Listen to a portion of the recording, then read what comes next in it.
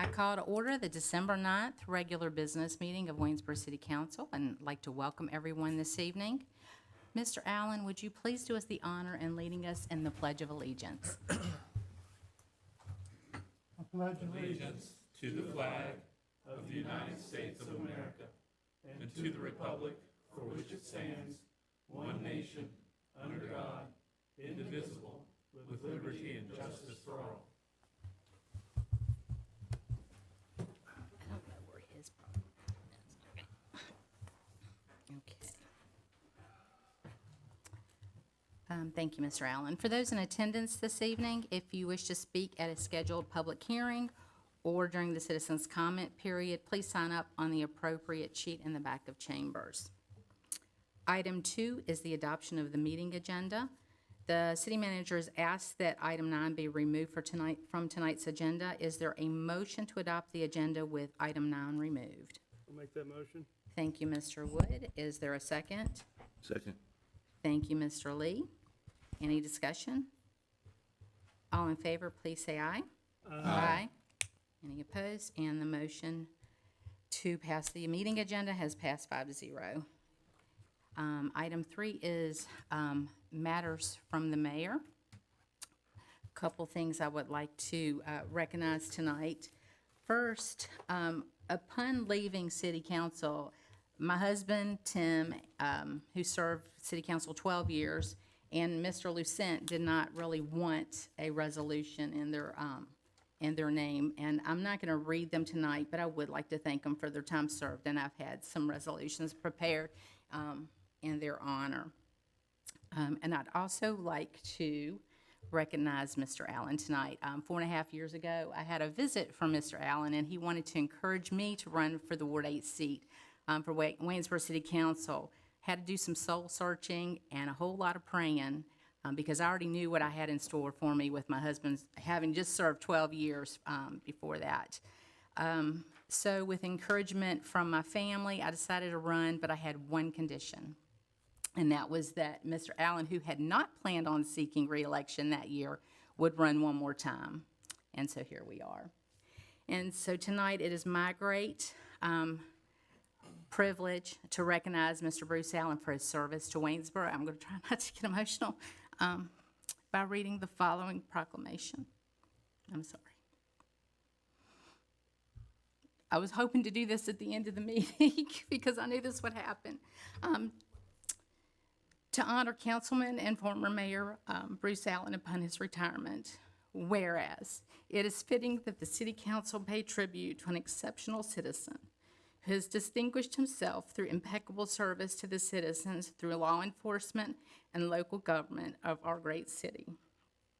The Honorable Bruce Allen served as councilman for 16.5 years, including vice mayor from 2010 to 2012, and a 3-term mayor 2012 to 2018, giving unreservedly of himself to the people of Waynesboro during his more than 27 years in law enforcement and 16.5 years as a councilman. And whereas Mr. Allen has been lauded for his integrity and honesty, his genuine interest in improving public services and education, and his adaptedness in the development and passage of numerous city and school budgets. And whereas Councilman Allen has endorsed the growth and revitalization of Waynesboro while voting recurrently for an equalized tax rate, including promoting business expansions, greenway development, the Exit 96 Business Park development, and the Virginia Museum of Natural History. Whereas, in addition to his 4 terms on City Council, Allen has been the liaison for the Parks and Recreation Commission, the Local Emergency Planning Commission, and the Valley Program for Aging Services. And whereas, even though he has answered the enticing call of retirement, Councilman Allen's colleagues and fellow residents of Ward B were well served by his presence, and the future of the city is brighter because of the service he provided the city. He will not only be greatly missed, but will also leave behind a superior standard of service to the public that will be hard to equal.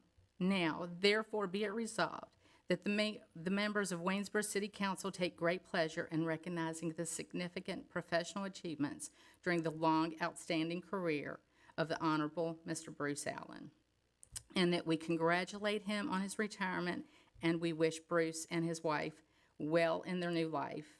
Be it further resolved, pay close attention, that upon spreading this resolution on the permanent record of the City Council minutes, this resolution is adjourned.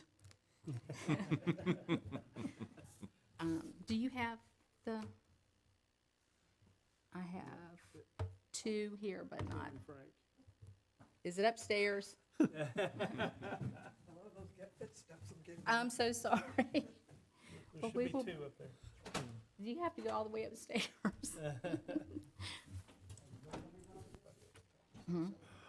Okay, yeah.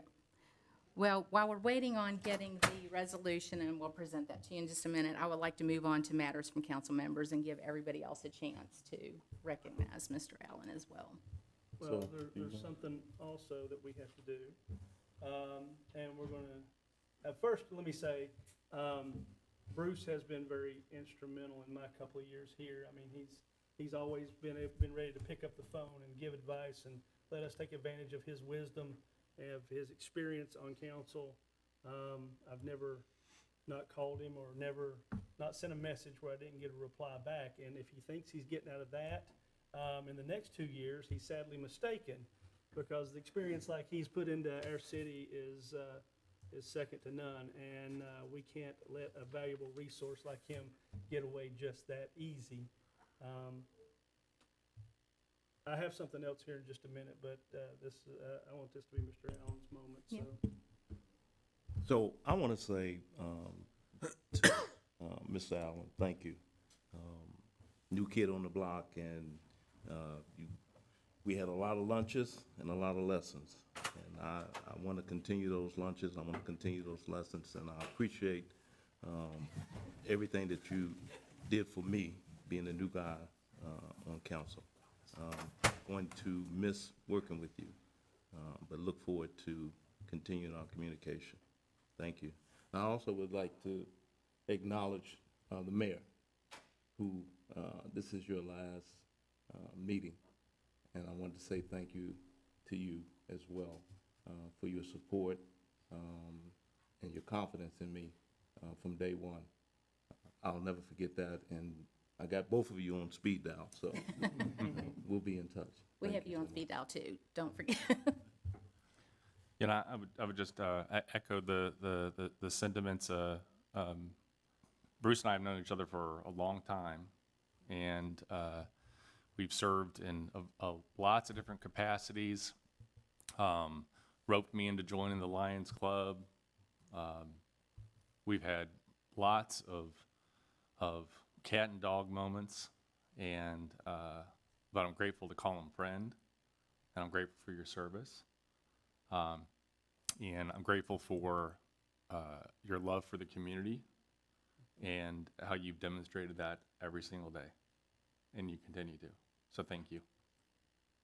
Thank you. What a great testament to your service to the community. Mr. Allen, I'd like to present to you.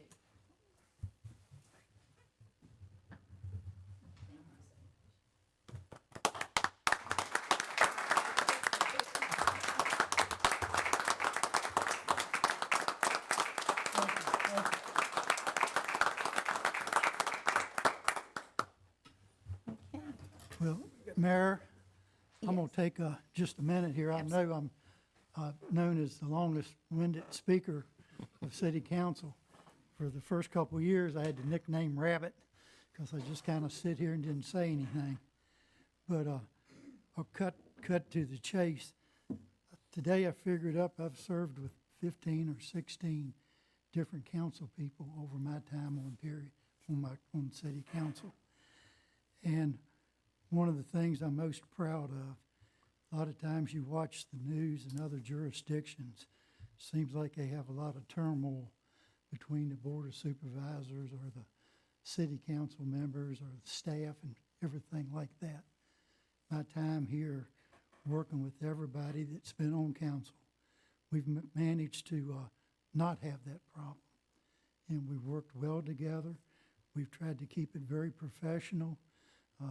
We haven't always agreed on all the matters, but when we came in here, we united and we did what we thought was best for the city. And that's been a true blessing. And then when I go to the staff, I know Mr. Hamp's probably gone through more department heads than probably anybody in the Saul Foundation anyway, and other places, but a lot of it was retirements and people going to other jobs. It wasn't that she's just a headhunter. But each time it seems like we've improved, got better staff, done things. I would have to say that my 16 and a half years going to any department in our city, I've always felt like they took their time to explain things to me, to educate me. I thought I knew a lot when I got on city council, and I learned I knew nothing, but I got a good education. And when I'm leaving now and I look at our commissioner of revenue, our treasurer, our department heads, I feel like that the citizens of Waynesboro and the industries here, they should know that they're being put into well hands, and that I feel like I'm leaving at a perfect time. We're doing well. So thanks everybody for all your help. Thanks for all the good words, and I'm glad I was able to make it here tonight. I am so grateful you could be here. And I would like to add one more thing. We did research and did a little deep dive into the longest tenured member of council, and we believe that might be you by 6 months. I think Jack Higgs might have beat me, but No, he had 16 years and you had 16 and a half. It's that May to November, that's what Yep, did it. Yep. So- that's what did it. the reason I voted to switch the election. Okay. Well, Madam Mayor, Anybody we else? do have one other thing here, real quick. Maybe not meeting up to the long tenure of Mr. Allen, but it's a historic tenure that has been served by our first lady mayor, first lady vice mayor, and we definitely wanted to make sure we recognized her as well. So I would like to read a resolution for our current, for a few more weeks, mayor, as it is. So, to honor Councilwoman and Mayor Lana Williams upon her retirement. Whereas over her 4-year local government career, Councilwoman, former Vice Mayor, and Mayor, the Honorable Lana Williams, distinguished herself with knowledge and abilities related to city matters, and her expertise and leadership developed during that term have been invaluable to the city. And whereas Mayor Williams has the distinction of being the first woman elected to serve as Vice Mayor in 2020, and then Mayor in 2023 for the city of Waynesboro, Virginia. And whereas Mayor Williams and also the first, Mayor Williams is also the first Waynesboro mayor to serve after her husband, retired Councilman Tim Williams, 2004 to 16, and mayor in 2018 to 2020, I believe it's supposed to be. And whereas Mayor Williams has been an invaluable counselor to this council and to the management and employees of the city of Waynesboro and its citizens. And whereas in recognizing the importance of developing future leaders, Mayor Williams, alongside Vice Mayor Jim Wood and Councilman Kenny Lee, hosted and educated area school students on workings and procedures of local government through mock council meetings, giving them a broader perspective on local government. And whereas as a passionate volunteer, Mayor Williams chaperoned during educational events with the Children of Rise, a foundation which provides programs for young people after school and during summer school. And whereas Mayor Williams developed enduring partnerships with associated agencies, including Waynesboro Redevelopment and Housing Authority and the Waynesboro School Board. And now, therefore, be it resolved that the members of the Waynesboro City Council extend our sincere and grateful appreciation to the Honorable Lana Williams for her dedicated service to the city of Waynesboro and its citizens, and our best wishes for continued success, happiness, and good health in years to come. Be it further resolved that this resolution be spread upon the permanent minutes of the City Council and that a copy be presented to Ms. Lana Williams, adopted this 9th day of December, 2024. Thank you. So Here's for you. Thank you. Here you go.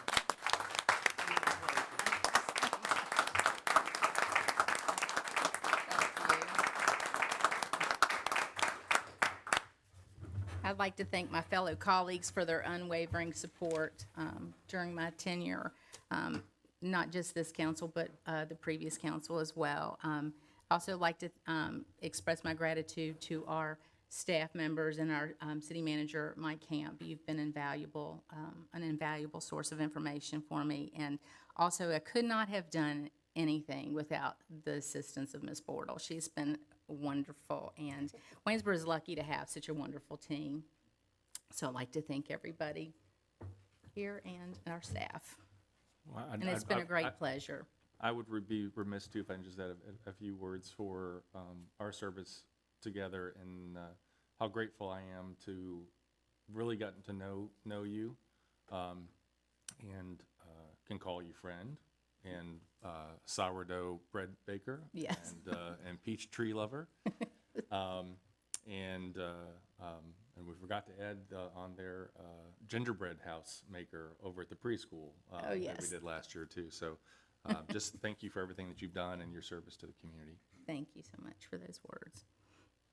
Okay, does anybody have anything else during the matters from council? I think Mr. Allen's given us the stink eye, so I think we should probably move. Okay, got this thing, okay. All right. So item 5 is consideration of the consent agenda. Is there a motion to adopt the consent agenda? So moved. Thank you, Mr. Short. Is there a second? Second. Okay, thank you, Mr. Allen. I'm going to take his. Yep. Any discussion? All in favor, please say aye. Aye. Any opposed? The consent agenda passes 5-0. Item 6 is to receive a project update and consider adopting resolution supporting grant opportunities to fund development of Nature's Crossing Technology Center. And I'd like to call in Mr. Greg Hitchen at this time.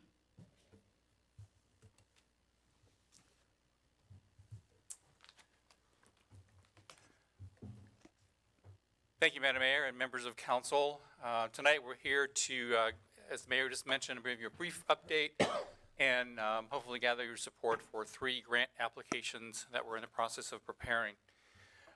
You've seen this slide before, but just to kind of refresh everyone's memory of what's happening, this is the 170 acres off of exit 96. The Southern Corridor Road is currently under construction and will be completed late summer next year. At the same time, we are installing the water pipes in the ground and the sewer pipes in the ground. We received 2 years ago a grant that will 100% pay for the pipes in the ground. The water and sewer pipes were completely paid for. What we need to complete is an elevated water tank, a connection from the site to our main sewer line, and the connection from the water lines to our water system.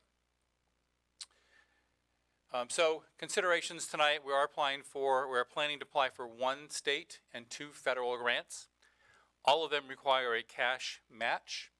The grants, however, can be used against one another. So if we were to be successful and get all 3 grants, the state grant could be used as a federal match and vice versa, in a sense costing us virtually nothing. State funding this year is only $40 million compared to $190 million from last year and $150 million the year before, so competition will be fierce for the state grant. A little bit good news, bad news. If you may recall from years past, we were a 3-to-1 ratio. We were considered a double distressed community, which is an economic measure. We're now a single distressed measure, so that's good news. That means the economy is improving. It also means our match has to be bigger. So it's a 2-to-1 match instead of a 3-to-1 match. On the federal applications, we can pick our match anywhere between 20 and 80%. But we know 2 things. We know that the greater of the community involvement, or the greater the match, the higher likelihood of the grant being awarded. And we also know what the average maximum awards are. So we are selecting that our match would be 50%, because we think that would put us in pretty good standing. And it also brings us in line to the average awards for both of the grants that we're applying for. So as a summary, so the state grant, we're applying for everything. So the total of all 3 projects is $17.2 million. We're going to apply for the grant for 11.4, which means our local match is 5.9. So these are rounded numbers. The actual numbers are in the resolutions. The federal grant, we're just going to apply for the water tank. And again, 50-50, so $2.7 million grant and $2.7 million match. And the third grant, which is the second federal grant, is for the off-site water and sewer design. So just under $2 million. Again, roughly $1 million each. We can apply for a fourth grant once we get the design done for the actual construction. We cannot apply for the construction grant without having the design done first. So that'll be 18 months from now. So anyway, we're asking tonight for your support for 3 resolutions, one for the state grant, one each for 2 federal grants. The resolutions authorize the city manager to commit to the match, and if awarded, all of the awards will be done in late summer. Be happy to address any questions that you might have. Any questions? No? Okay. Thank you. Thank you. Okay. Is there a motion to adopt the 3 resolutions pertaining to the NCTC as presented? I'll make that motion. Thank you, Mr. Allen. Is there a second? Second. Thank you, Mr. Short. Is there any discussion? All in favor, please say aye. Aye. Any opposed? And that passes 5-0. Item 7 is to hold a public hearing and consider introducing an ordinance amending the city's zoning code to provide for cottage court housing. I would like to call on Alice-Ann Tombarge.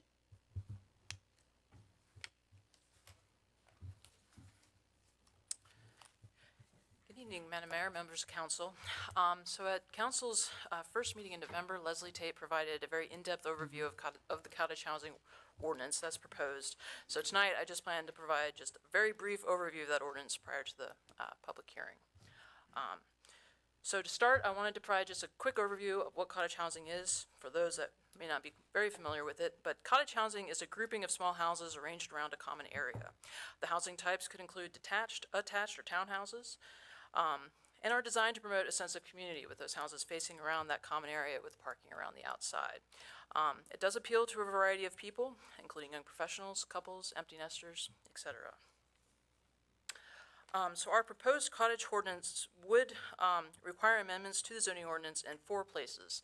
The first place is section 98-2.3, which is our housing type section, and this would just be amended to add and define the cottage court as a potential housing type. The second section of the zoning ordinance that require an amendment is section 98-2.4, which is our use table. The use table would be amended to permit cottage courts by conditional use permit in all of the residential districts, along with the MXB, our mixed business, and LB, our local business districts. The third section requiring amendment would be section 98-10.3. This is our definitions chapter, and it would just be amended to add a definition for the cottage court housing type as well. The final section of the ordinance that would require an amendment is section 98-4.2, which is the use standards section. This would add a new section to that chapter, specifically for the use standards pertaining to cottage courts, and this is where the real depth, the real meat of the ordinance lies. It includes requirements for the various aspects of this type of development that anybody interested in these developments would be required to meet. And then just quickly in conclusion, the cottage court housing type is another tool that could be used to help address the shortage and cost of housing. This proposed ordinance would add cottage court housing as an allowable use in the zoning ordinance. However, those interested in developing a cottage court would still have to go through that conditional use permit process. And if approved for that CUP, the applicable site review process. Cottage courts could also potentially be used for vacant infill lots or lots in need of redevelopment throughout the city. And it also has the potential to create a less expensive housing option. Generally speaking, these developments require less public infrastructure and also have the smaller houses at a greater density, which could potentially make this housing type a less expensive option for some people. And then finally, the Planning Commission did recommend approval of this zoning text amendment on a 7-0 vote. And so with that, thank you, and I'm happy to answer any questions you may have. Are there any questions regarding the ordinance? No? Okay. I hereby open the public hearing. Do we have anyone signed up to speak? Yes, ma'am. Okay, Ms. Rebecca Garrett. okay. you can just state your name and address for public record, and then you will be given 4 minutes in which to speak. Okay, thank you. Rebecca Garrett. I live on Pelham Drive in Waynesboro. So thank you for the opportunity to speak, Mayor Williams and City Council.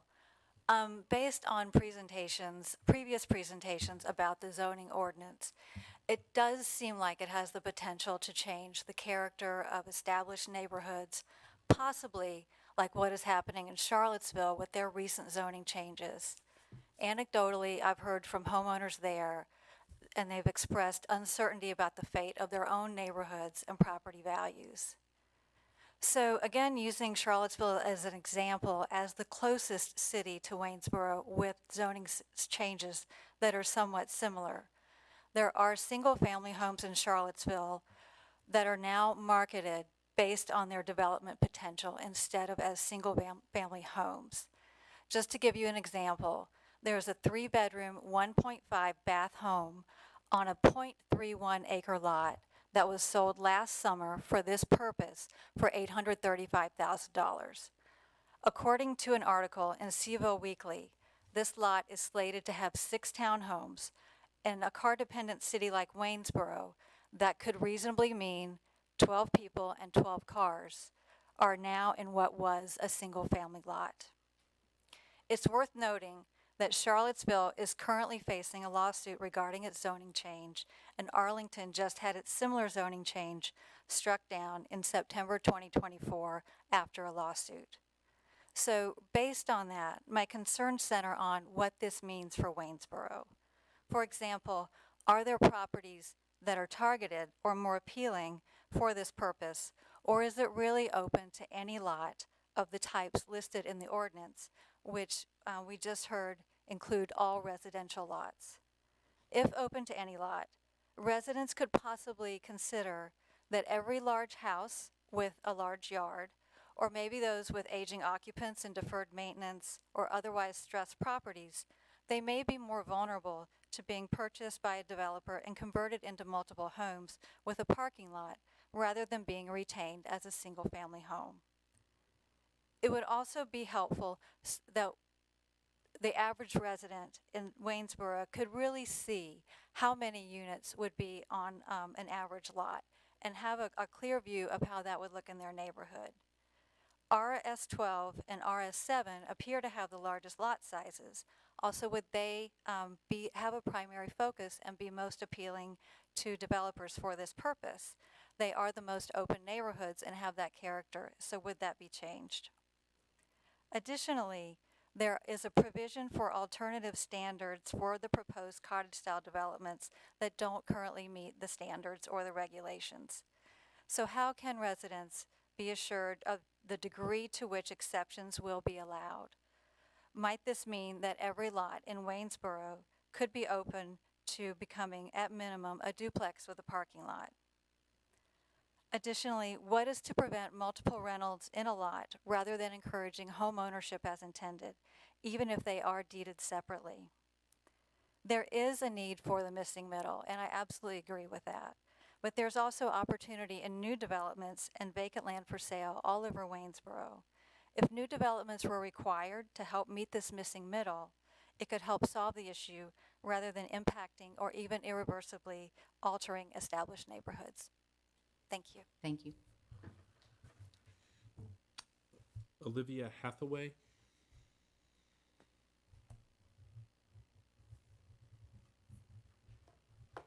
Hello, Olivia Hathaway, 688 Spotswood Road out in Augusta County. I'm here tonight representing Virginia Organizing, and I just wanted to come out mainly to give praise for the cottage housing policy.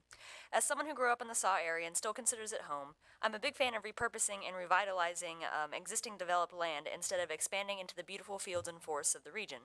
As an attendee of the recent Saw Housing Summit, I'm also pleased to see City Council responding to the identified housing shortage that's making it hard for people to find affordable housing and hard for people to move through the stages of housing, from renting to first-time home buying to bigger places for bigger families, etc.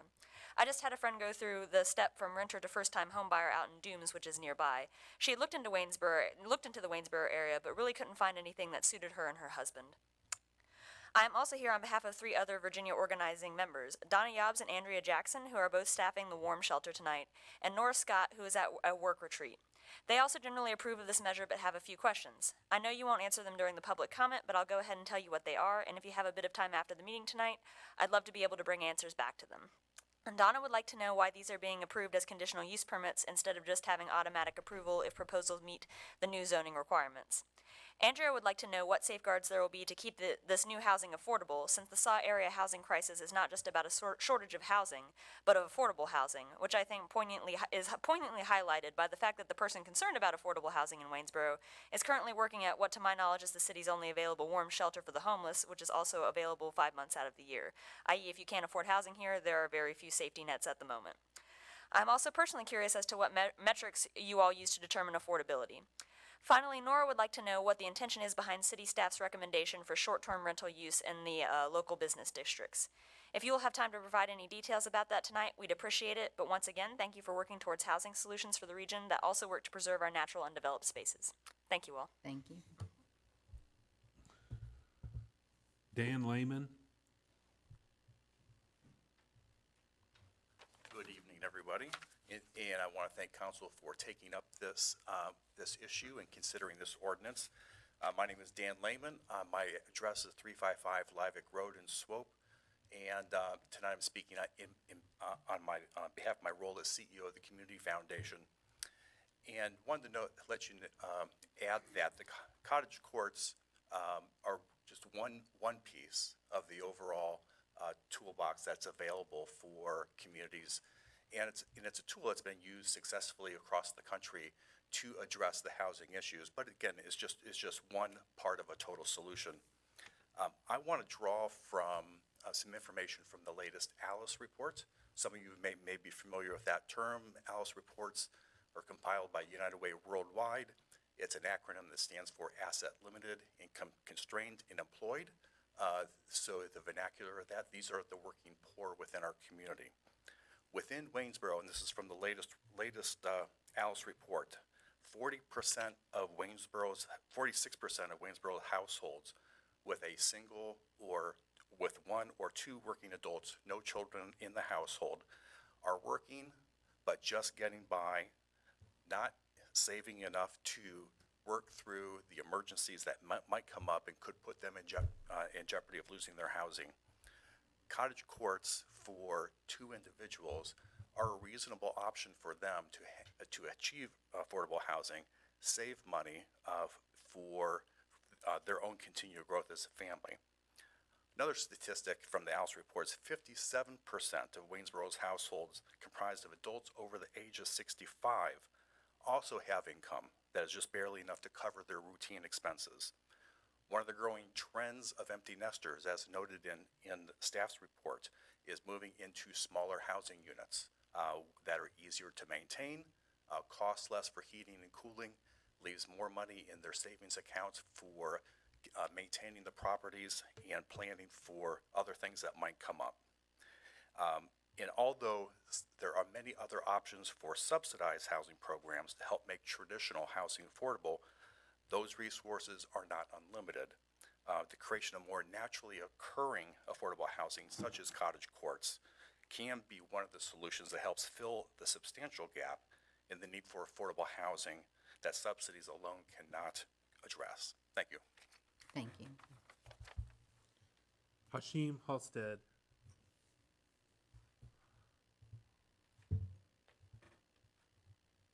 Hashim Halstead, 1625 Edgehill. I'd like to begin with, this is one of my favorite cities I've ever been in. I love Waynesboro. I've been here for years now, and I've traveled all over the country. I've traveled some in South America, and I've found that I really, really like this place. And I respect Rebecca's point of view as a fellow Waynesboro citizen, though it's going to be slightly different from mine. I think we will have some areas that might coincide, but I just want to say that I respect other people who live here and their point of view for these types of situations. I do think conditional use permits for this specific legislation is very important because it allows us to avoid situations that we've talked about where we have a situation where it could turn into a blight kind of conversation. And I would hate to see that. I want to see this city continue to grow the way it has been growing for the last, 15, 20 years. People don't see the growth. I don't know. I've talked to a lot of Waynesboro residents who have not seen this rocket ship that we're on right now compared to the history of this town. I would like to say that one of my favorite locations in the city is on 13th and Wayne, and that's really close to, that's walking distance from the library, and that's denotatively a cottage court. I've had friends who've lived there, and I've had parties out there in that little courtyard area. It's actually a very, very beautiful location in the city, close to the downtown center.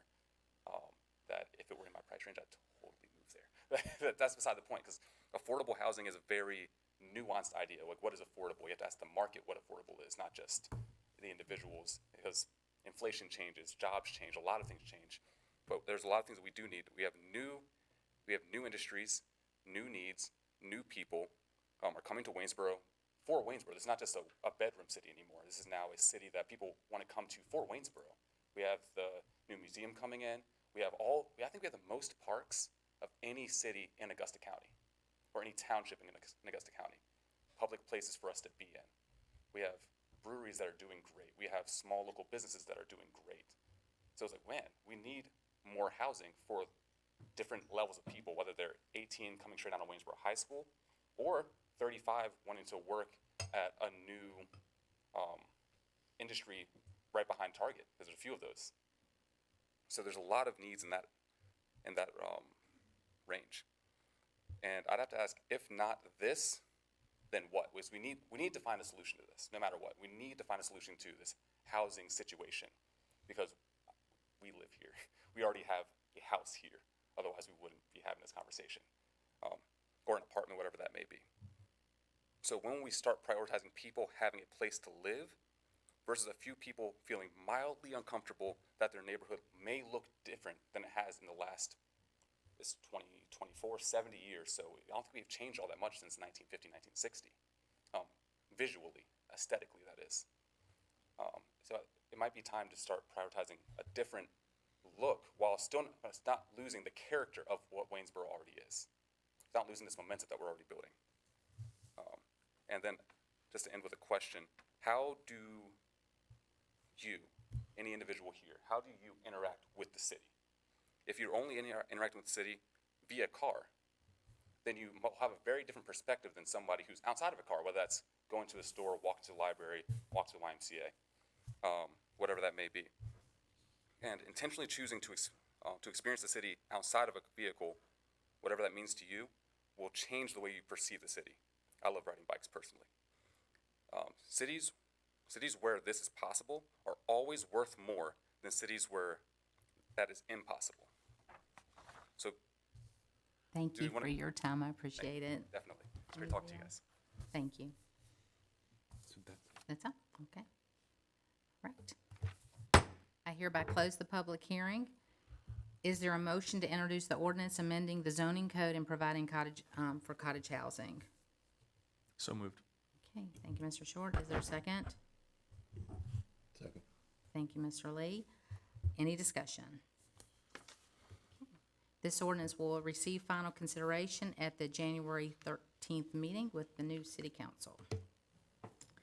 Item 8 is to hold a public hearing and consider granting an extension to lease space on the cell tower located at 300 Parker Heights Road. I would like to call on Jordan Bowman. Good evening, Madam Mayor, members of council. The city owns a cell tower located at 300 Parker Heights Road. We lease space on that cell tower to cell companies and generate revenue from those leases. One of our tenants is AT&T.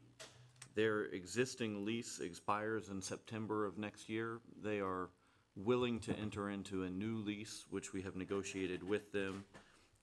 The proposed ordinance in your packets would authorize the city manager to enter into a lease.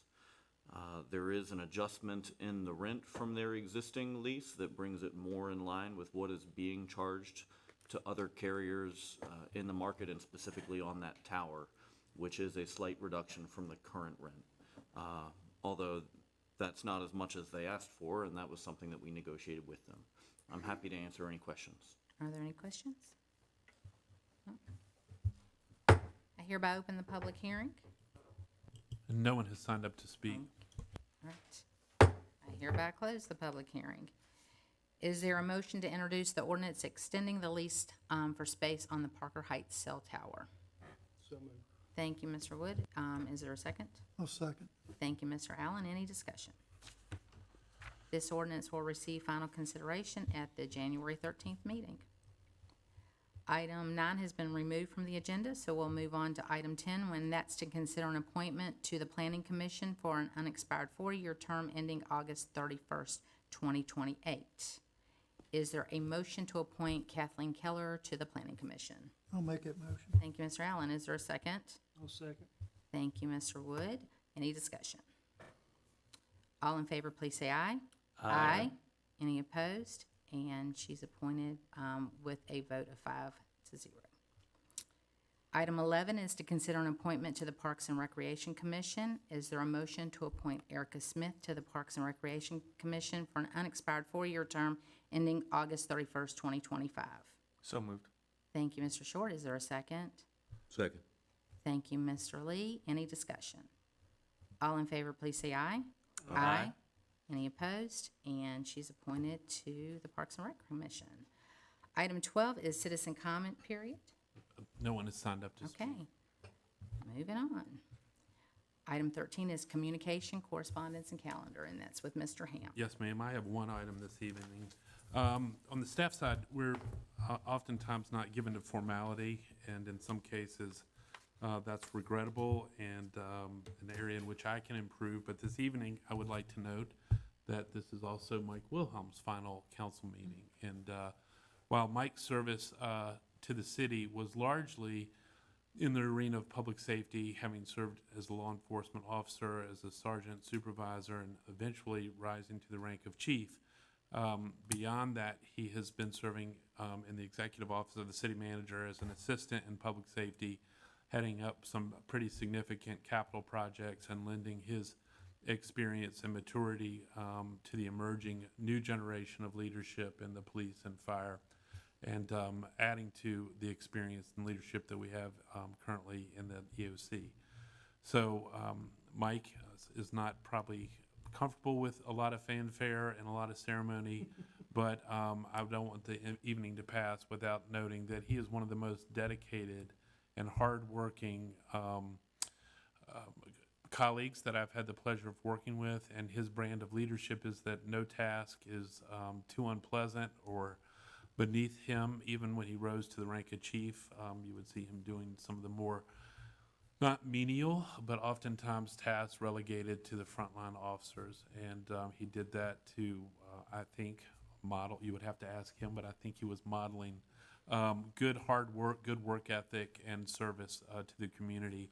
I also know that Mike is very involved quietly and behind the scenes with several key nonprofits. So this evening we think that Mike is officially headed towards retirement at the end of the month from full-time service, but we're talking about an arrangement which he would help us get the fire station project completed. But a true public servant in many regards and a model for others. So I wanted to acknowledge Mike's service in his last meeting. Well, would anybody else like to add to what Mr. Hamp has just said? I know you don't want the fanfare, but I would like to say you have indeed served Waynesboro well, and we've been very blessed to have you. You did sneak this one under the radar. I thought you had a few more months, or we would have done a little bells and whistles for you this evening as well, but you can wake up on your day of retirement knowing you have certainly served Waynesboro well.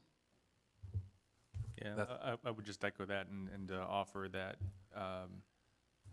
for folks that serve in our emergency services and fire rescue and our police department, to know that they have had a champion working for our city on their behalf, and having a champion in support of their efforts and the work that they provide every day and the sacrifices that they make. And you've been a fantastic advocate for the folks that we rely on to keep us safe. So just thank you so much.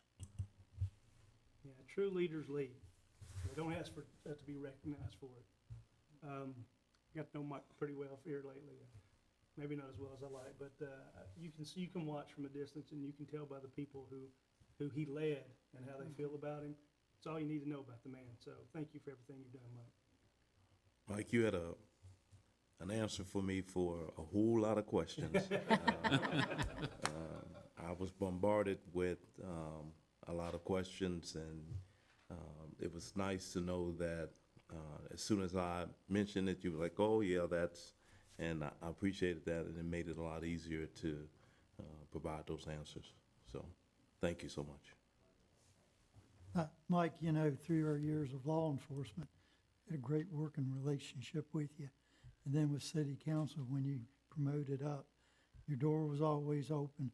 You always answered my emails or my phone calls, and you didn't take a long time to do it. So definitely a pleasure working with you. Thank you. That's all I have, ma'am. Okay, thank you. Well, that moves, yeah.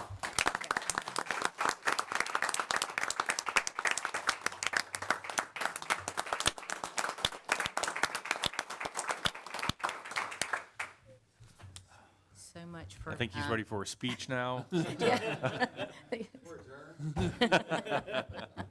Oh, you can't take that away from Mr. Allen. Item 14, the city manager has requested a closed session. Is there a motion to go into closed session? Well, now that the Love Fest is over, Madam Mayor, I move this meeting be recessed and that the City Council of Waynesboro immediately reconvene in a closed meeting as authorized by Virginia Code Section 2.2-3711A and 3 for the following: discussion or consideration of the acquisition of real property for a public purpose or of the disposition of publicly held real property where discussion in an open meeting would adversely affect the bargaining position or negotiating strategy of the city.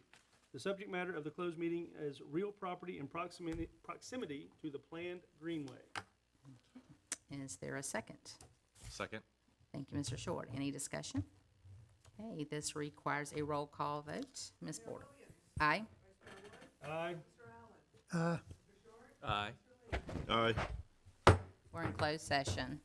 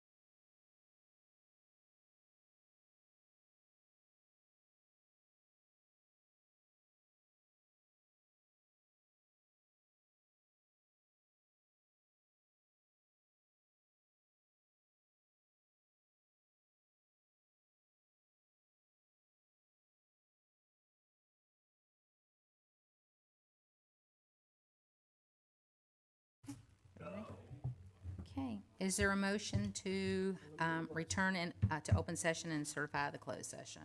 Madam Mayor, I move to adopt the following resolution. Whereas the City Council of Waynesboro has convened a closed meeting on this date pursuant to an affirmative recorded vote in accordance with the provisions of the Virginia Freedom of Information Act, and whereas Section 2.2-3712 of the Code of Virginia requires a certification by this City Council that such a closed meeting was conducted in conformity with Virginia law.